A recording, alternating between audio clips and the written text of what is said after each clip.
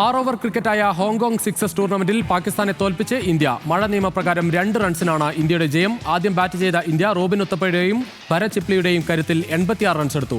മഴ പെയ്തതോടെ 3 ഓവറായി ചുരുക്കിയ മത്സരത്തിൽ 44 റൺസ് വിജയലക്ഷ്യവുമായി ഇറങ്ങിയ പാകിസ്ഥാന് 41 റൺസ് എടുക്കാനേ കഴിഞ്ഞുള്ളൂ.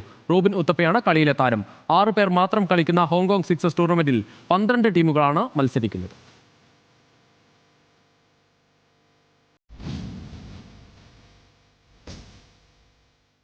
രഞ്ജി ട്രോഫിയിൽ തിരിച്ചുവരവ് ലക്ഷ്യമിട്ട് കേരളം നാളെ ഇറങ്ങും. 4ാം മത്സരത്തിൽ സൗരാഷ്ട്രയാണ് കേരളത്തിലെ എതിരാളികൾ. തിരുവനന്തപുരം മംഗലപുരത്തെ KCA സ്റ്റേഡിയത്തിലാണ് മത്സരം. 3 മത്സരങ്ങളിൽ കേരളത്തിന് 2 പോയിന്റ് മാത്രമാണുള്ളത്. മുൻ ഇന്ത്യൻ താരം ജയദേവ് ഉനദ്കട്ടിന്റെ നേതൃത്വത്തിലാണ് സൗരാഷ്ട്ര ഇറങ്ങുന്നത്.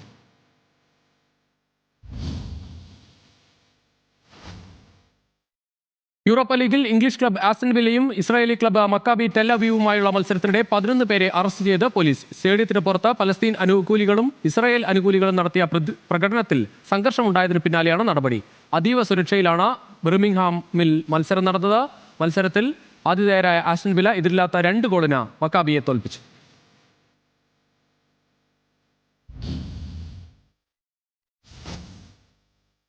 മുഹമ്മദ് ഷമിയെ ഇന്ത്യൻ ടീമിൽ നിന്ന് തുടർച്ചയായി തഴയുന്നതിൽ BCCIയെയും മുഖ്യ സെലക്ടർ അജിത് അഗാർക്കറിനെയും വിമർശിച്ച് ഷമിയുടെ പരിശീലകൻ ബദറുദ്ദീൻ.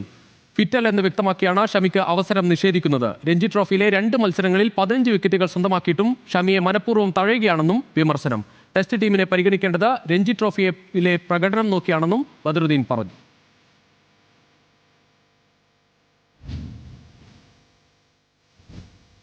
ഇംഗ്ലീഷ് പ്രീമിയർ ലീഗിൽ പുരസ്കാര തിളക്കത്തിൽ മാഞ്ചസ്റ്റർ യുണൈറ്റഡ്. ഒക്ടോബർ മാസത്തെ മികച്ച പരിശീലകനും മികച്ച താരത്തിനുമുള്ള പുരസ്കാരം മാഞ്ചസ്റ്റർ യുണൈറ്റഡിന്. മികച്ച പരിശീലകനായി റൂബൻ അമോറിമും മികച്ച താരത്തിലുള്ള പുരസ്കാരം യുണൈറ്റഡ് സ്ട്രൈക്കർ ബ്രയാൻ എംബ്യൂമോയും സ്വന്തമാക്കി. ഒക്ടോബറിൽ യുണൈറ്റഡ് കളിച്ച 3 മത്സരങ്ങളും ജയിച്ചിരുന്നു.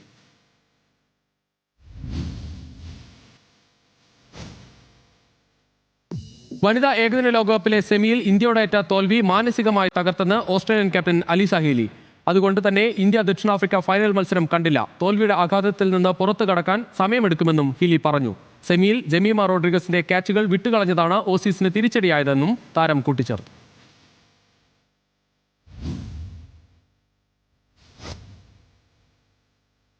സംസ്ഥാന സ്കൂൾ കായികമേളയിലെ പ്രായത്തട്ടിപ്പിൽ സ്കൂളിനോട് വിശദീകരണം തേടി വിദ്യാഭ്യാസ വകുപ്പ്. അണ്ടർ 19 വിഭാഗത്തിൽ 21 വയസ്സുള്ള അത്ലറ്റ് മത്സരിച്ച വിഷയത്തിലാണ് നടപടി. പ്രായം തെളിയിക്കാൻ ആവശ്യപ്പെട്ടെങ്കിലും സർട്ടിഫിക്കറ്റുകൾ ഹാജരാക്കുന്നതിൽ സ്കൂളിന് വീഴ്ച പറ്റിയെന്ന് വിദ്യാഭ്യാസ വകുപ്പ് അറിയിച്ചു. സ്കൂൾ അധികൃതരോട് നേരിട്ട് തിരുവനന്തപുരത്തെത്തി വിശദീകരണം നൽകാനാണ് നിർദ്ദേശം. വിശദീകരണം തൃപ്തികരമല്ലെങ്കിൽ കൂടുതൽ നടപടി ഉണ്ടാകുമെന്ന് വിദ്യാഭ്യാസ വകുപ്പ് അറിയിച്ചു. ഉത്തർപ്രദേശുകാരിയായ അത്ലറ്റിനെ 8ാം ക്ലാസ്സിൽ പ്രവേശനം നൽകിയാണ് കോഴിക്കോട് പുല്ലുരാമ്പാറ സ്കൂൾ കായികമേളയിൽ മത്സരിപ്പിച്ചത്.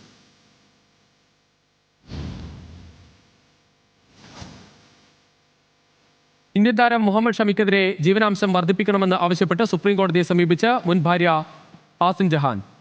പ്രതിമാസം 10 ലക്ഷം രൂപ ജീവനാംശം ആവശ്യപ്പെട്ടാണ് ഹസിൻ സുപ്രീം കോടതിയെ സമീപിച്ചത്.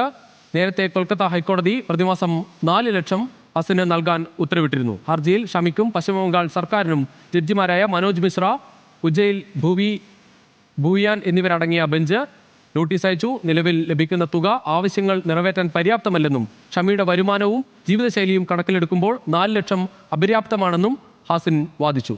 നോട്ടീസിന് 4 ആഴ്ചയ്ക്കുള്ളിൽ മറുപടി നൽകാൻ ഇരു കക്ഷികളോടും കോടതി നിർദ്ദേശിച്ചു.